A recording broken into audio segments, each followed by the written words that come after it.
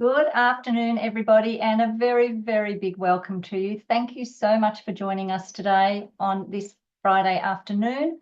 We are very, very excited to be talking all things bitter hop extract today. So we will be looking at what the extract is, how it works, how to get the most from it, what results people are having, maybe even some challenges people are having.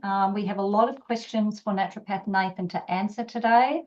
So if you have any additional questions that we don't cover, please pop in the chat box, and if we have time, we will answer. But I think we have a lot of questions for Nathan already, so I think we will have his time well and truly filled today. So I would love to introduce you to Naturopath Nathan. Many of you on the call know Nathan. You know that he has become very knowledgeable about this topic and about this particular extract. And he has done a lot of research. So by profession, he is a naturopath, a herbalist, and a nutritionist. So did a triple degree and has a lot of knowledge, as well as being a practitioner. He is also a big researcher. So he's not somebody who will just start talking about something without really understanding and really, doing the research to see what science is saying about it. So very, very lucky to have Nathan in our community to be able to help us to get the most out of the results that we are all seeking using this particular extract. So are you there, Nathan? Yes, I'm here. Can you see me? I can, absolutely. So what we might do, Nathan, is we're not necessarily going to have a PowerPoint today, or Nathan might have a couple of slides, but we just wanted to cover for, especially for the newer people, might be a little bit of revision for the people who have been around a little bit, but just basically what the extract is and how it works. So we are calling bitter hop extract 3. So I thought it actually might, the first question, Nathan, before we really get into the nitty gritty, for those people who think, well, what does the 3 mean? So if we see that abbreviation BHE3, what does the 3 mean, please? Without really being told by the trademarkee what they're referring to, I would say that the three is referring to the three bitter acids found in hops. There's an alpha, a beta, and an isoalpha acid. So BH, bitter hop extract, -3 would for me say the three bitter acids within hops. That's the extract that they have trademarked. Fantastic. Thank you. That is awesome. Really appreciate that. And once again, more for the newer people, for those people who don't know what bitter hop extract is or how it works or what its purpose is, could you just give us a general overview on how it works and how we can use it to support us being in a healthy body?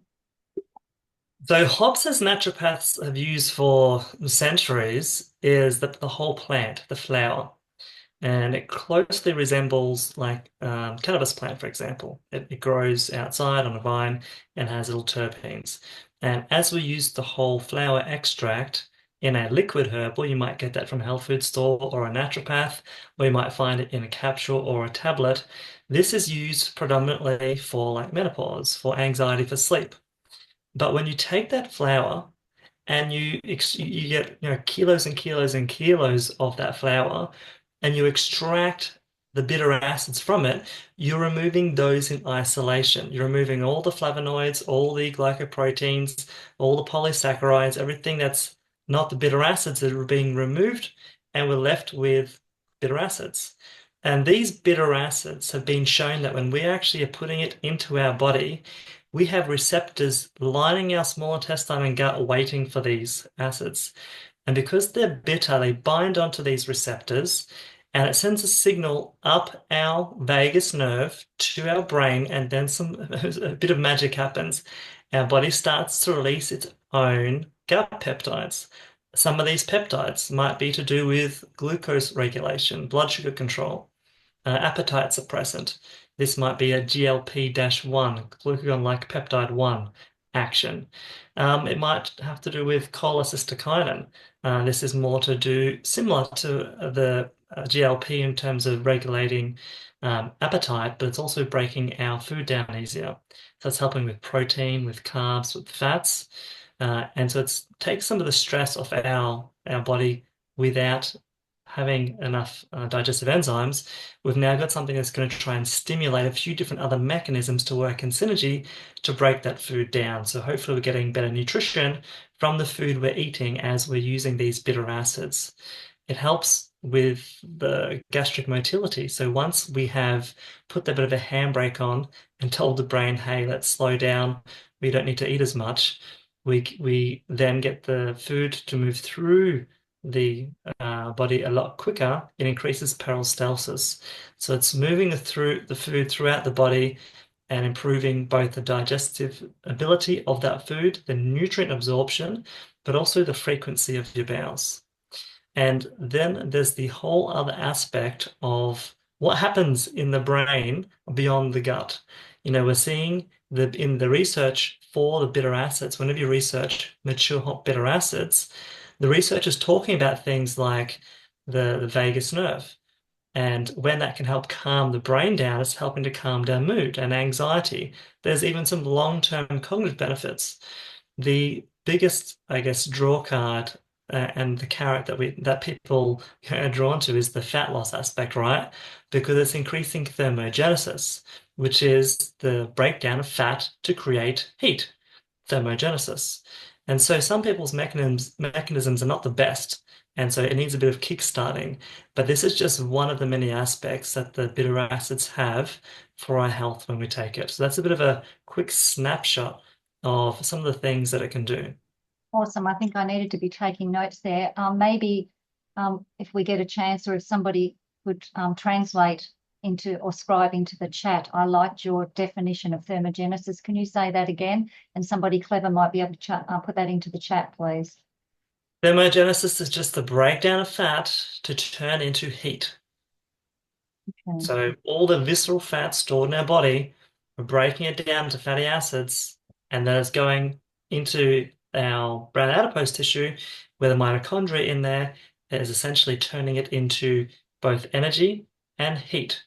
When we say thermogenesis, that is the heat component. Okay, wonderful. Thank you. Awesome. So,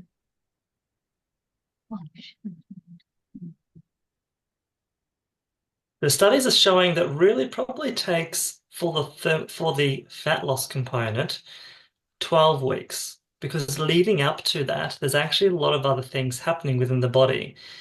And from practical experience, you can take something to help lose weight, but you might be losing muscle, you might be losing nutritional fat, you might be losing structural fat, you might be losing subcutaneous fat, which is like just what's just the surface, or you might be losing visceral fat deeper within.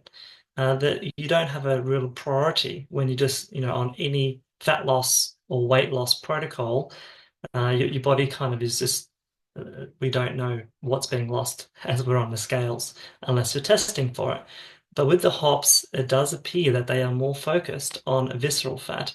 But before the body can get to that, there's so many other mechanisms that need to be in place first before the body's like, yeah, okay, it's safe for me to remove the toxins stored in that visceral fat.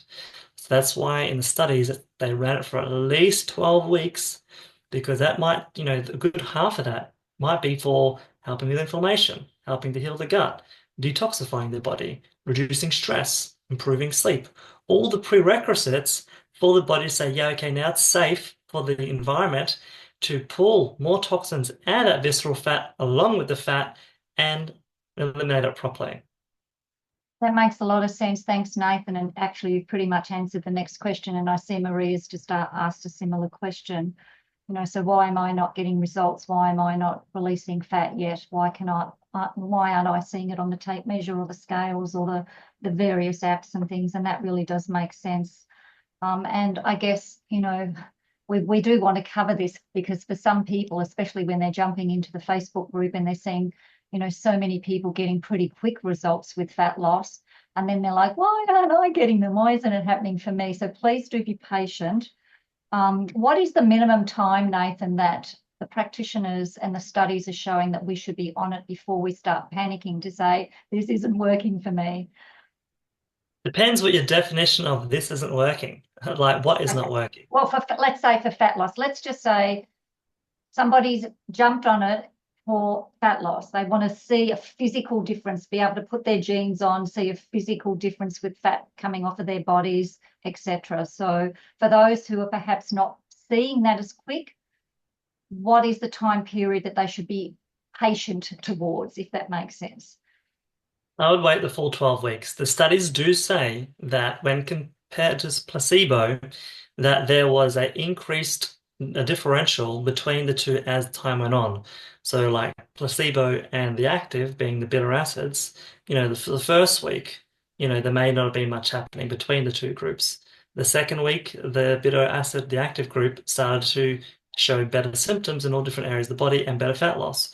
And as the weeks went on, the symptoms got better and better and deviated further and further away from placebo. So without, delving into the study and looking at what are the exact patients that they were using and who did they exclude, it's a hard question to answer because fat loss, you can either force it off, and sometimes think about it this way. Our fat is a protection mechanism for our body. So if you have just our fat cells, adipocytes, they actually think of them like a balloon. You can chuck a certain amount of fat in there, and then let's say you've only got a certain amount of balloons, these fat cells. When they become full, the body doubles them in size and then quadruples them in size. There's a certain length that it will go to before it starts to try and add more on.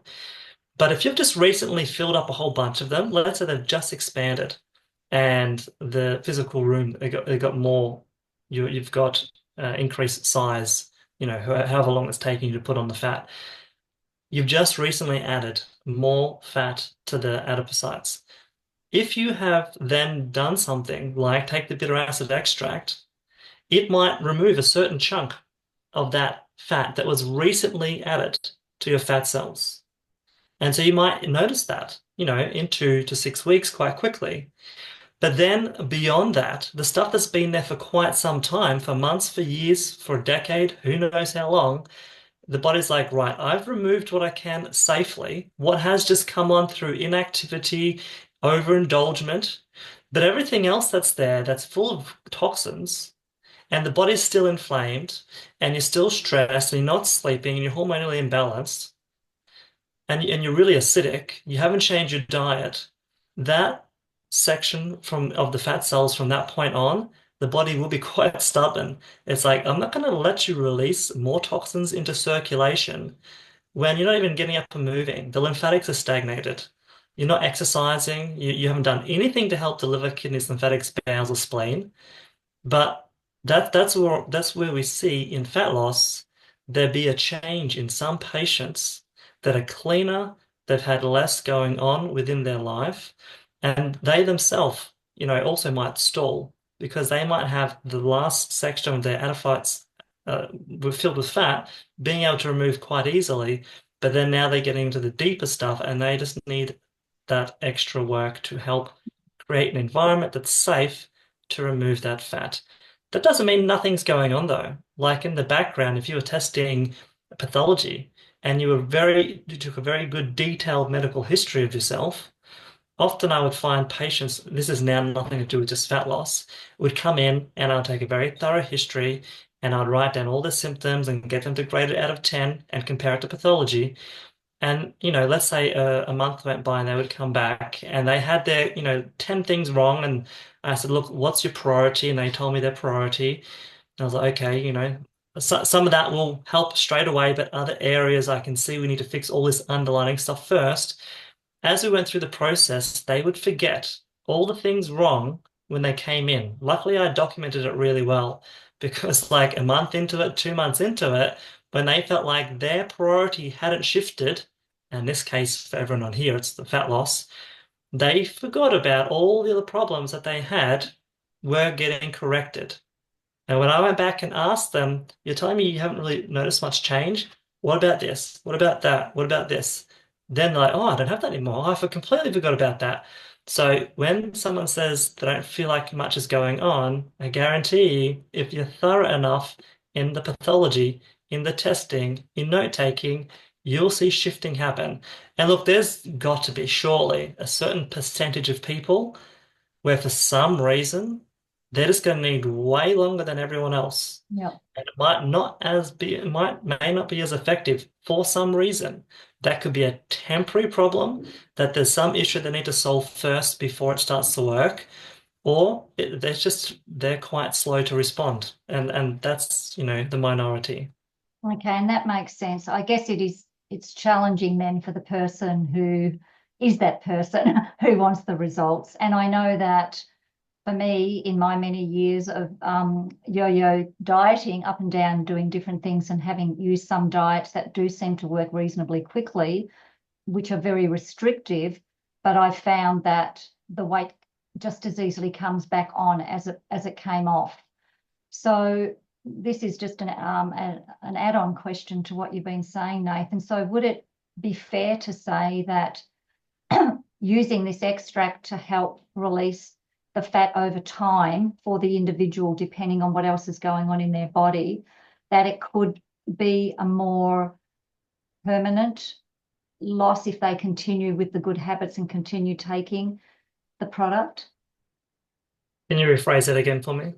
So, so what I'm trying to say is with a lot of other fat loss protocols that I've used, I've released the weight really quickly, but it's also come back on really quickly. So is there a difference in using this if it's a slower and steadier process, but maybe that the body might maintain that better than the quick Mm, I method? got it. Yeah. So again, because we are not using a stimulant to force the body into releasing fat in an unsafe environment, there's no like rubber band effect where you've done some crazy diet and taken some pretty heavy duty stimulants to try and push the body to release all the fat without correcting mechanisms. You might be able to lose weight quite quickly on other stuff, but the moment you stop, like the rubber band, it will shoot back and sometimes overshoot and you put more back on. That is because the body says, you forced me to do it in an unsafe situation and you didn't fix anything, and I'm going to put all that weight back on because I need it as a protection mechanism, especially if you have not changed your lifestyle, your eating habits. So with the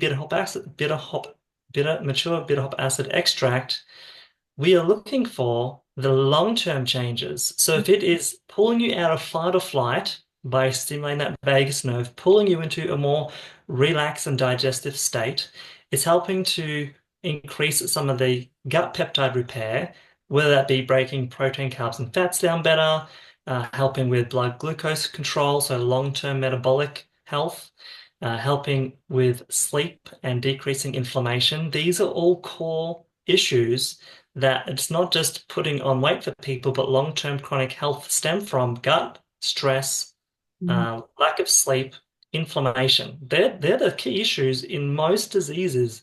And so, yeah, if you're in 6 weeks and there's not that much happening, but if you were to really look deeper and look at the testing that I mentioned before, then you're probably going to see that the reduction's happening internally. Keep in mind that I'm still looking for researchers to, is it just visceral fat that this is breaking down? Because once you've broken down visceral fat, it's not just like, oh, I've lost a kilo. If you've lost a kilo of visceral fat, this is not regular subcutaneous fat we're talking about. Visceral fat is metabolically active, contributing towards stroke, heart attack, diabetes, cancer, and um, yeah, diabetes, stroke, heart attack, and inflammatory disorders. Visceral fat is pushing your body every day you have excess amounts of it into one of these conditions. And just a reduction of 1 kilo of visceral fat, you're reducing some of that risk. The longer you're on it and the more you can persist with it, you're reducing that risk further and further. We can't tell you you're going to reduce your risk or how much. If you look up, this is the way you got to do your own research because I can't legally tell you and make a claim. All I can say is this is the effects of visceral fat. This is how the mature hop bitter acid works on visceral fat. So if you're reducing the visceral fat and you can look up all the things that it can lead to if you don't do it, you have to come to your own conclusion, see the same conclusion I've made about the importance of reducing that visceral fat. Long term, it may also help with some of that subcutaneous fat. And think about it this way.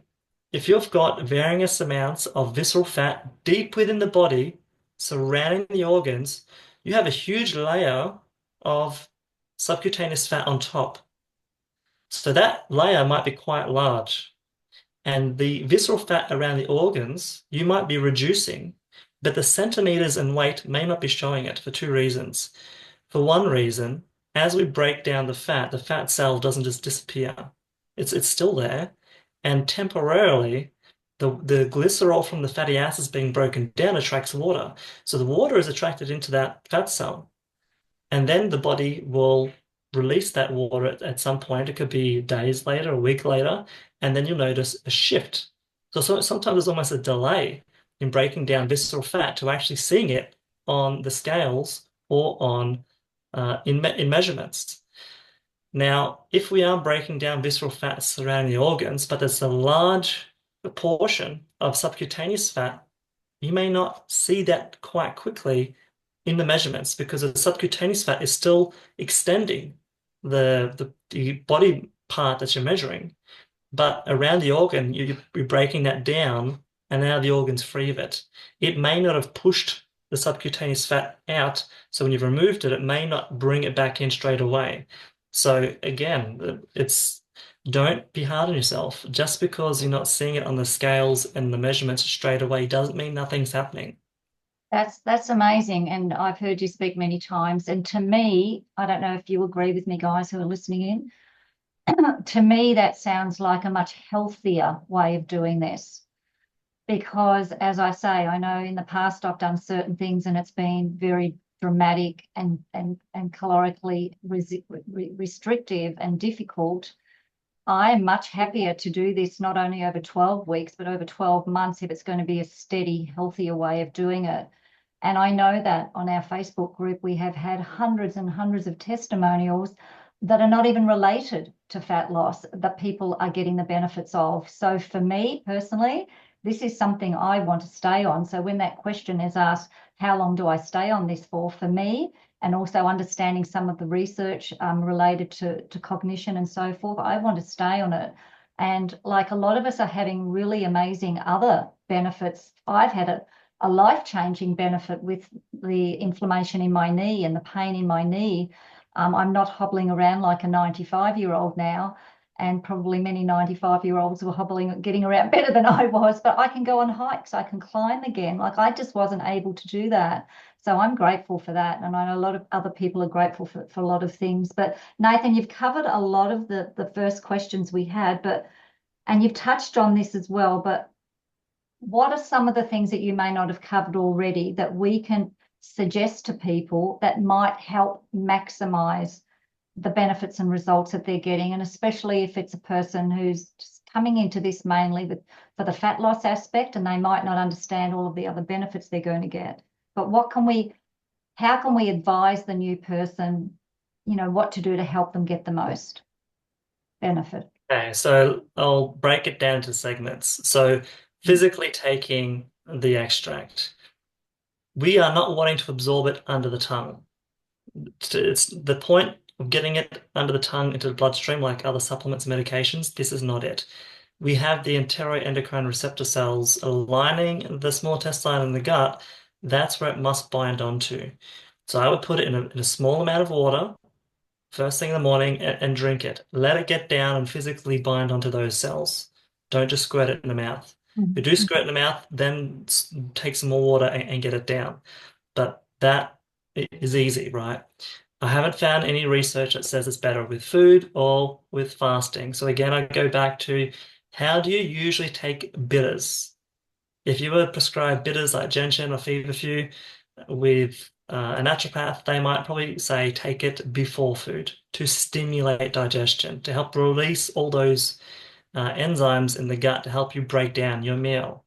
So rather than doing it straight away with food or after food, again, until I get better information, I'm going to treat it like a regular bitter and do it before meals, whether that be, 20 minutes before or half an hour before. If you fast like myself, I don't wait until my first meal. I just take it as soon as I get up, small amount of water, and I drink it down. I I have read and they do say 9.5 hours of thermogenic activity. But keep in mind, things have a half-life. It's not going to be ingested and then go 100% effective for 9 hours, then do nothing. There'll be a curve. It might take an hour to reach 100%. It might stay up there for 3 or 4 hours before it starts to come down again. I don't know. So I don't wait the full 9 hours because we are more metabolically active during the day. And there are some sources I've read that do say before 6 p.m. So I take it first thing around 6 a.m. and then I take it again around 1 p.m. So then by the time that 1 p.m. second dose, we've now got, let's say, another 6 good hours before that 6 p.m. mark. And even if we do maintain being more metabolically active closer to going to bed, then, that's 9 p.m. and then it's worn off, let's say. At night, we do detoxify, but we're nowhere near as metabolically active in terms of thermogenic activity than we are during the day. So that's why I prefer to do it as early as possible. And then the second dose, for me, 7 hours later. Can I just cut in there So too, Nathan, because I think this is really important. I think initially a lot of the information was, take it in the evening because we're still going to burn fat while we sleep. So that is perhaps not the most accurate thing to say. Would that be right? from what I've been able to read, we are burning more fat during the day. We still burn fat at night, but we are storing memories and detoxifying and repairing at night, not really burning fat. Okay, awesome. That's great. So times to take it first thing in the morning and around about 6 hours later. So if we don't all get up as early as 6 a.m., work it out. Yeah. What else should we be doing? There's the obvious things like water. Can you give people the ratio of water they should be drinking per kilo? Yeah, and keep in mind, this is just all based off my clinical experience and just what I could read. It's not a set guideline. I will always update my guidelines when there's better information available. So for now, this is what I'm recommending. Now, 40 ml per body kilo of water. So let's say you're 100 kilos, that's 4,000 ml equals 4 liters. So 40 ml times however many kilos you are, that's how many ml you need per day, then convert that to liters. That's just enough to break even, essentially. Keep in mind, when we are breaking down fat, it's either in ketosis, ketones, we pee them out, or we're breaking the fat down and we're breathing it out. So if you're a shallow breather, if you're not, urinating very often, you need to drink more water. You need to keep hydrated. You need to flush, help your kidneys clean the blood and flush all the toxins out because there will be a backlog. If you've never done a detox and you have never been a big water drinker, then it's going to be a slow process for you. The better quality you can create your environment, the better food that you eat, the more water that you drink, and make it filtered water. Don't go and drink contaminated, fluoridated tap water full of PFAS. Filter it and get 40 ml in and get a good night's sleep. If you're a night owl, you're missing that portion where your body's detoxifying. Get to bed around 9:30. Get a good sleep. If you're not sleeping well, fix it. This is not just about optimizing fat loss. This is about optimizing health. If you've got gut issues because you're eating the wrong foods, yes, bitter acids do have the ability to be put in any beverage with any diet and still work. But I saw a chiro give a good analogy. It's like digging a hole in sand. Yes, the hole's getting bigger, but it's filling up, and your efforts have to be doubled to keep digging that hole. So stop filling your hole with bad stuff. Yeah. Just good diet, good food, good sleep, and uh, there's a different diet for everyone. But if you want a bit of a shotgun approach in terms of what foods to avoid, I like the resource by Dr. Gundry, The Plant Paradox, where he avoids lectins. It's not plant-based. He just avoids lectins. There's still good meats in there. And there's, for the vegetarians and vegans, there's alternatives for those people as well. So that just sorts out what you should be doing on a daily basis. Awesome. That's really interesting. And yeah, I know there's one of those I need to improve on, and it's not the water and it's not the diet. So, thanks, Nathan. So I think we've covered a lot of these. How come I'm not losing weight on the scales? I've lost some centimeters, but I seem to be slower than others. What am I doing wrong? Inflammation. So this is a question. It's helped with my inflammation, sugar cravings, and sleep, but not my fat loss yet. Can you tell me why? You've kind of covered that already, but maybe. I'll summarize it a bit. So again, your body has an order of priority, and its first goal is homeostasis, keeping your body in harmony and safe. If by removing toxins from your fat, it's going to put you into disharmony, dis-ease, then it's not going to do it. If you're really inflamed, you're quite toxic, you're not sleeping, you're stressed, it's not going to jump into fat loss mode. That's why I think what you say that they're noticing inflammation get better, sugar cravings, and sleep. So it's doing all those things. And remember, I spoke about it's helping reduce inflammation, it's helping with the blood sugar regulation, it's helping with stress and sleep. So these are indicators for you that it's working and it's a priority for the body to get those corrected first, and then it's going to help with the fat loss.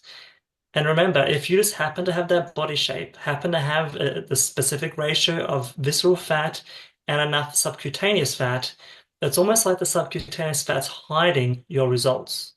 That the visceral fat is being broken down, maybe slow, maybe fast, but you may not notice it straight away because of that subcutaneous fat still expanding the body part you're measuring. But if you are getting better sleep, reduced inflammation, better hunger control, all those mechanisms are improving, breaking down that visceral fat, that very dangerous metabolically active visceral fat, having the symptoms associated with that reduce, shows you it's working. It's almost like, Nathan, that we've all come into this with, the fat loss kind of concept, but it's almost like this is an all-rounder. We don't call, what would we call it? Not a supplement. What would you call it? An all-round, what would the word be? Superfood. It's not, it has adaptogen-like properties, but adaptogen has a definition of things that it does. Okay. Hops from a herbal perspective is not considered an adaptogen. But again, the bitter acids from the hops, because this is not hops we're talking about in the general sense of going to online flanneries or wherever and buying hops. This is like comparing hemp seed and hemp seed oil with CBD. Just because they both come from hemp doesn't mean they have the same actions or the same thing. It's completely different. The bitter acids from hops are being concentrated, and all the other stuff, usually the phytoestrogen activity, isoflavones, flavones, and polysaccharides, have been removed. So I see this question time and time again. I'm worried about estrogen. I'm worried about HRT. From what I read, this is not phytoestrogen. It doesn't have phytoestrogen activities. It doesn't interfere with estrogen because from what again I read, and this is not medical advice, this is just if you go read it, come to the same conclusion. They're removing the bitter acids from the plant, and they don't contain the flavones and the polysaccharides that contain the compounds, the things like 6 and 8 pregnal flavones that are the hormone stimulating ones. You're answering some of the following questions, and I've noticed also in the chat as well, because a lot of ladies in this space are either perimenopausal, going through menopause, or postmenopausal. So, Yeah. any words of advice without making any types of medical claims? And you've explained about the hormonal side of that, because that's another big question as well, just for women in menopause, because really what I'm feeling now is that the fat loss is more of an ancillary benefit to this. And it's like, it does all these things, and the fat loss is an ancillary benefit. So is there something that you could like summarize around this being beneficial? And I know there are other practitioners on here, so feel free to pop in the chat. We've got doctors and naturopaths on here as well. For this demographic, any words of advice on how this could be helpful? When you actually like break away from the thought of taking a phytoestrogen is going to stimulate estrogen and that being a bad thing, when you let go of that and you go research the properties of how phytoestrogens actually work, like genistein, for example, they are beneficial. They help regulate. If it's high, brings it down. If it's low, brings it up. It's not a progesterone or estrogen. It's not a synthetic HRT that forces a change. the soy flavoisomes, including genistein, are beneficial for hormones. That's why we use hops in patients with menopause. The bitter acids, unfortunately, don't have those properties. But when you do regulate blood sugar regulation and reduce inflammation and fight or flight, i.e., stress, they're all the things that make hormonal challenges worse. So, from that perspective, you correct those mechanisms, it's going to help with the menopausal symptoms. Even though there's not a direct line like there is with phytoestrogen activity on hormones, you're correcting the foundational causes of hormonal dysfunction, and that is stress, inflammation, insulin resistance, and oxidative stress. They're the core problems of heart disease and hormonal disruption. Wow. Wow, it sure is a general, a good general all-rounder for sure. So we've covered hormones. Okay, somebody asked a question about, are there certain tests you could suggest they go and get from their doctor before they begin? Yeah, so if it was me, and again, no medical advice, this is just, being someone that loves the ins and outs and to see what's actually happening. Inflammation, I would check. So that's both writing down how you feel, your symptoms, if you've got swollen areas of the body, physically measuring that, taking photos, and via blood tests, ESR and CRP. Now, what are So they? Sorry, ESR. I'll start writing these down. If you can write them down for me, ESR and CRP, C-reactive protein and acetophil sedimentation rate. They're just two markers that we use in the bloods to look at, is there inflammation acutely, CRP, or is the inflammation long-term, chronically, ESR. So there's those two for inflammation. We also want to look at glucose. So doing a fasted glucose, and this is, again, this is nothing to do with taking the product we're talking about. This is unnecessary. You don't need to do this. This is just answering a question about, if you were to do tests, what you would do. So please don't think you need to do any of this, because you don't. Um, Insulin, fasting insulin and glucose to look at your blood glucose levels. If you're wanting to look at hormones, go off and do saliva testing for hormones, and then do, whether it be cortisol, and PSA for men and blood test, which is not that accurate, but thyroid, I would be checking out TSH, T3, T4. So, I mean, there's so many different things you can check, but they're probably some of the basics. So you can look at, is my inflammation getting better? Is my stress getting better, i.e. cortisol? Is my endocrine system, my hormones getting better? So I probably keep it at that and go back to your practitioner and discuss with them your health goals and say, look, I've got something I'm using that's helping in some of these key areas, and I might be doing other stuff at the same time. I want to be able to monitor it. Right, awesome. And I'll just re-clarify what Nathan said. We are not saying you need to do these, but for people who did want to go and get things checked out, then these would be some of the things that you might discuss with your doctor. Thank you, Nathan, for clarifying that, because once again, we always have to be very mindful that we are not giving medical advice or making any medical or therapeutic claims here. And we're so grateful to you, Nathan, for having done the research and being such a knowledgeable practitioner that understands the body and how it works. That's really, really helpful to us. Thank you so much. So another question that has come in is, what is the difference between GLP-1 products and the bitter hop extract? So GLP-1 products, and there's medications out there, I won't name them, but you know them all, that people inject themselves with for weight loss, that were originally designed for diabetes, and now there's some specifically for weight loss. But GLP is a gut peptide, the glucagon-like peptide 1, that helps with blood sugar regulation, insulin, and appetite control. That is what those other supplements and other medication are working on, that one mechanism.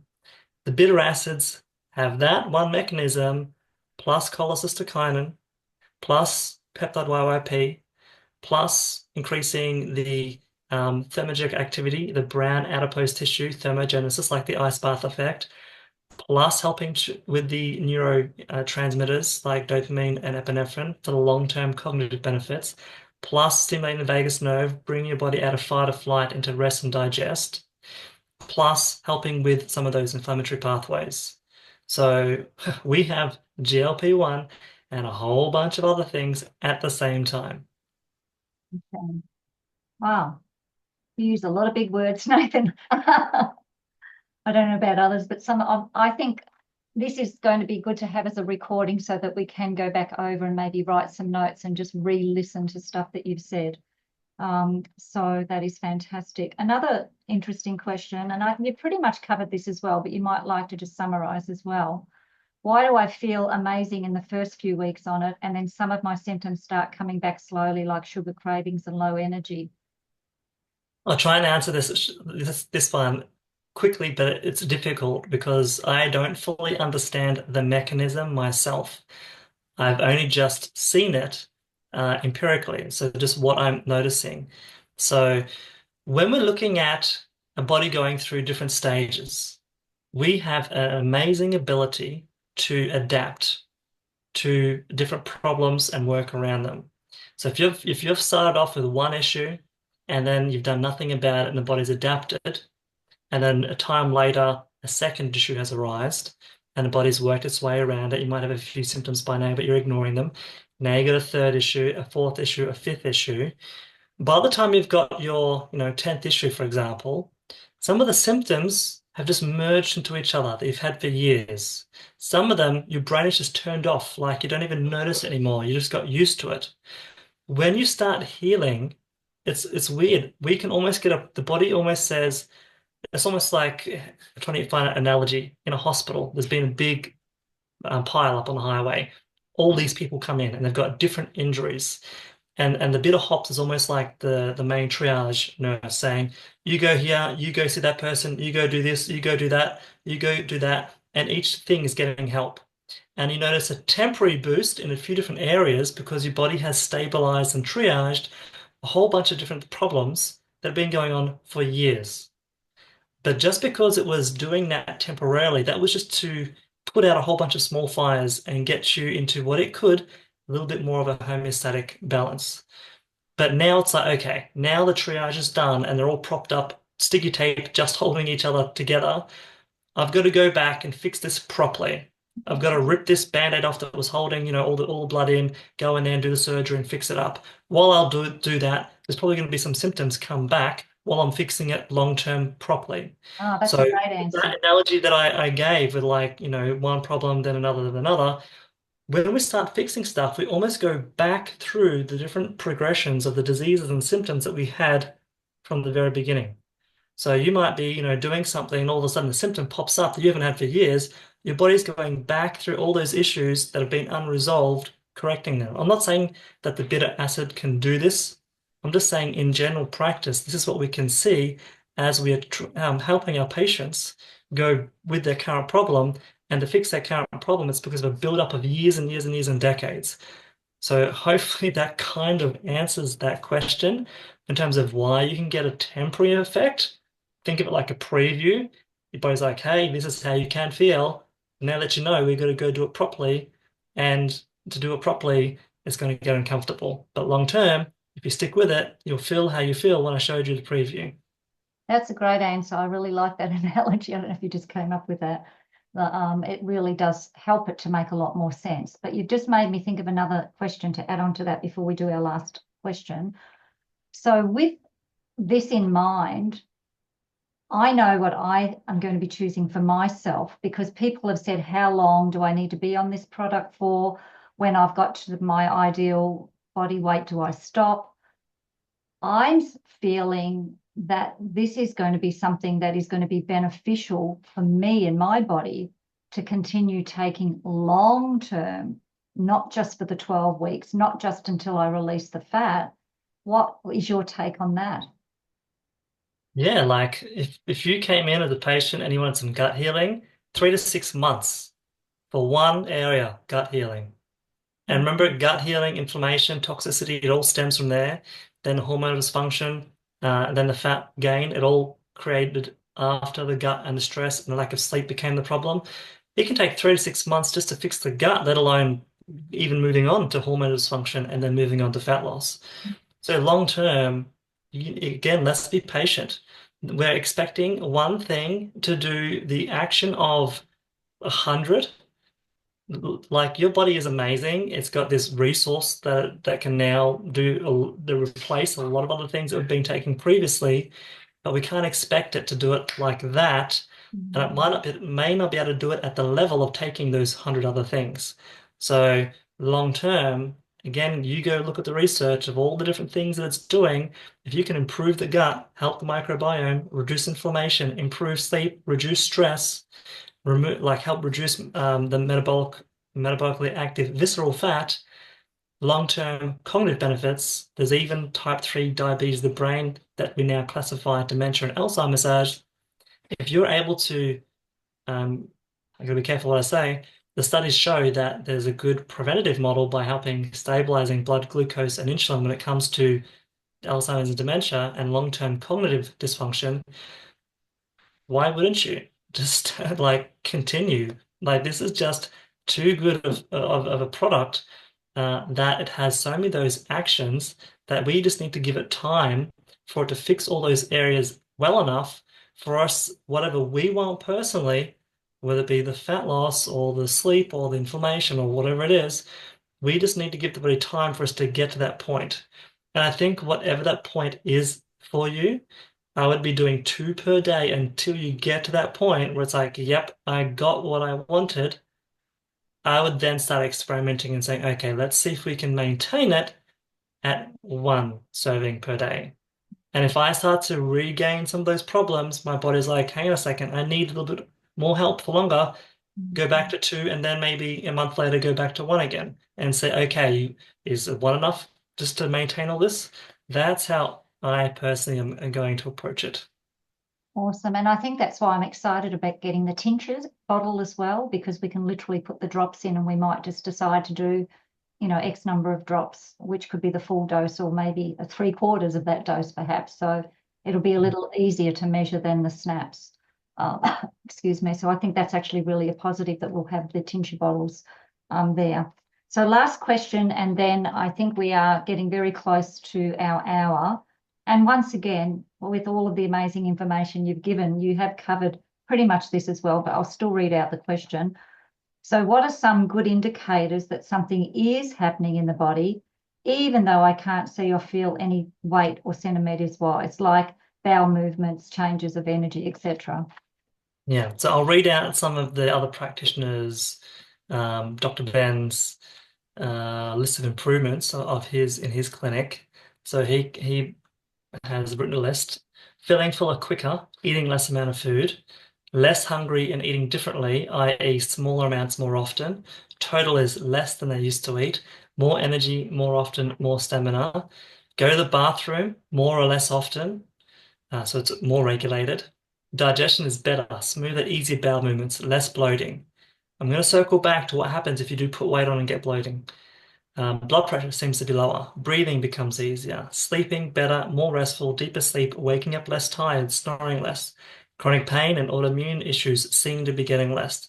Reduced blood sugar. Mentally sharper, process thoughts better, more clarity, better recall and recollection of things, less headaches and less neck pain. Feeling happier, improved mood, less stress and anxiety, less hormone issues. Clothes fit differently, they become baggy. Body reducing in size, less inflammation, some fat loss, body feels stronger, skin improving, more glow, less irritation, hair thicker, more growth. So that was some of his Wow. what he's been noticing because they've had it a little bit longer than us in Australia. So that was his list. Circling In back hearing to that list, so just sorry, Nathan, in hearing that list though, when I think about all the testimonials I've been reading on our Facebook group, a lot of those are being noticed. A lot of people are talking about, like I was going in my head, tick, tick, tick, tick, not all for me personally, but just from testimonials I've heard, many of them I was ticking for myself as well. And I hadn't even thought of until you said them. I'm like, yeah, yeah, yeah. So that was good. Now, sorry, I interrupted you. You were going to circle back. yeah, so if you are putting on weight and your centimeters are going up, it's very unlikely unless you've deliberately eating more and drinking, things you shouldn't be, you're not going to be putting on fat. If you are, unless there's something that you were doing where your toxins were coming in so quick, your body had to put on fat, and it was going to happen regardless. But if you are gaining weight, it's usually water weight on the scales. And yeah, remember the fat cells can hold the water, so you will swell as well as put the weight on. This for me is a sign that your body is congested.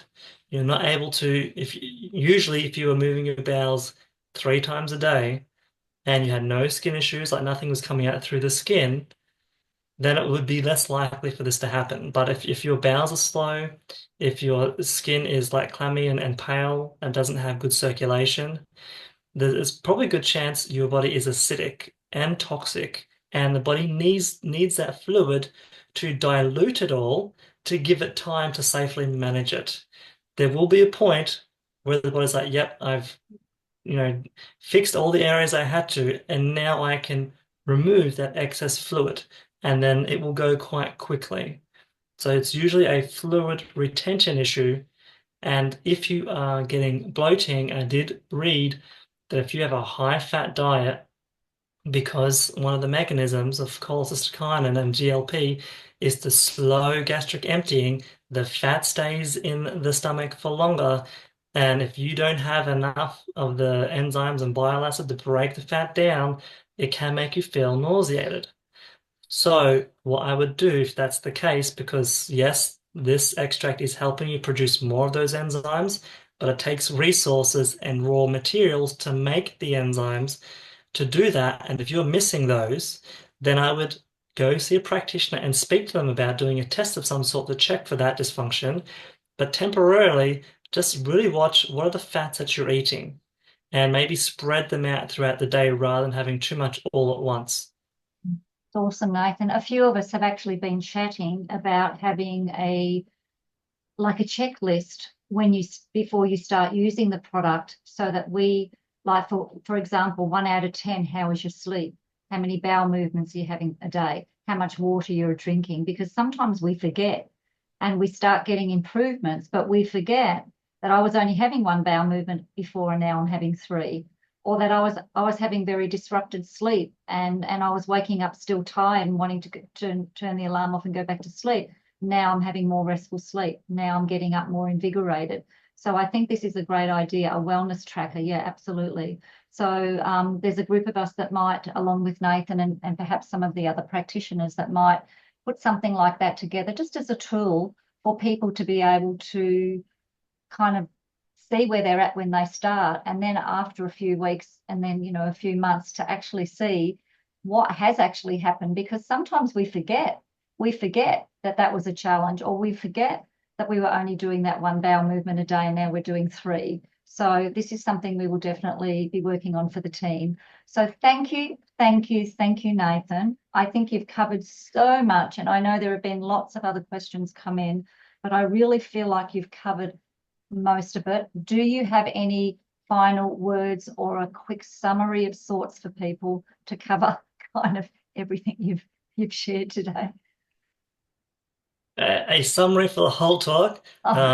Just some words of wisdom, or just a I'll final try. something, a final something. If you can, 2 a day. First one in the morning, small amount of water before foods, at least 20 minutes before foods. Second one, seven-ish hours later.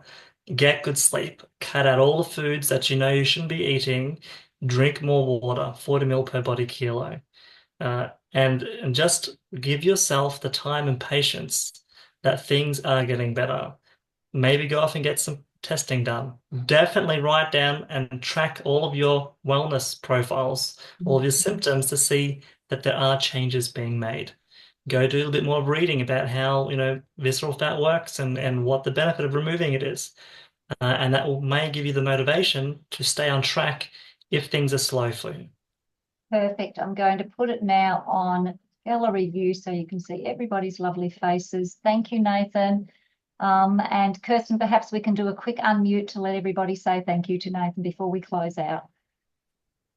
Thank you, Nathan. Legend. Thank Thank you. you, Nathan. Thank you, Nathan. Absolutely Thanks, brilliant. Nathan. Thanks, Thank you. Louise. Very good call. Thanks, Nathan. Thanks, Nathan. Thank you, Nathan. Thanks, Nathan. Thanks, Nathan. Thank you very much, Thank Nathan. you. Thank you, both. Thank Bye. you. Thank you. Bye. Thanks, Nathan. Everybody. Brilliant. 120 plus thank yous, Nathan. Thank you. Thanks, Nathan and Lillian. Thank you, Lillian. You're welcome. Thank you, guys. Very, very awesome. Thank you.